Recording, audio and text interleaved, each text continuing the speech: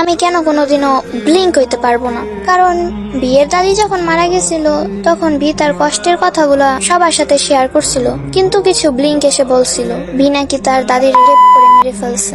ইয়ংতান যখন মারা গেছিল তখন অনেক ব্লিঙ্ক বলছে বিয়ের অবহেলায় নাকি ইয়ংতান মারা গেছে। জাংকুক যখন তাদের আইডলকে টিকটকে ফলো দিছিল তখন অনেক ব্লিঙ্ক বলছে যে জাংকুকের নাকি কোনো যোগ্যতাই নেই তাদের আইডলরে ফলো দেওয়ার মতো। ভি বাচ্চাদের ভালোবাসে দেখে তখনও সেম কথাটাই বলছে, অনেক ব্লিঙ্ক ভি নাকি বাচ্চাদের রেপ করে। ভি আর জেনি ডেট করছে এই গুজব ছড়ানোর পরে অনেক ব্লিঙ্ক তেয়ংরে বাজে মন্তব্য করছিল। ভি প্রায় 2 বছরের মতো ডিপ্রেশনে ভুগছিল ওই বিষয়টা নিয়ে। আমাদের আইডলদের কুকুর বলে সম্বোধন করে নানাভাবে নানা বাজে কথা ও কটু কথা শোনাইছিল অনেক ব্লিঙ্ক। কথায় কথায় নিজেদের আইডলদের সাথে আমাদের আইডলদের কম্পেয়ার করে আমাদের আইডলদের ছোট করতে চায় ব্লিঙ্ক। আমি জানি সব ব্লিঙ্ক সমান না, কিন্তু আমি কেমনে বলবো এইসব কথা, এসব পুরনো কথা কেমনে বলবো আমি? এসব ভুললেও আমি একজন আর্মি ব্লিঙ্ক হইতে পারবো জীবনে কোনোদিন?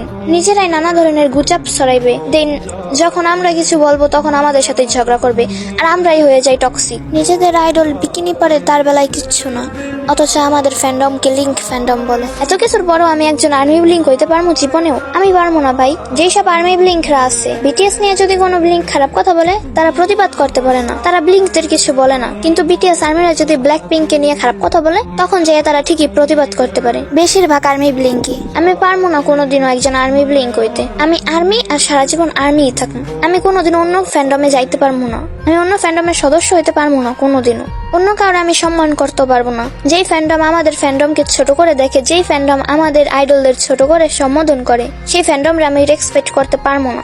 আমি পারবো না সেই ফ্যান্ডমকে সম্মান করতে, আমার দ্বারা হবে না।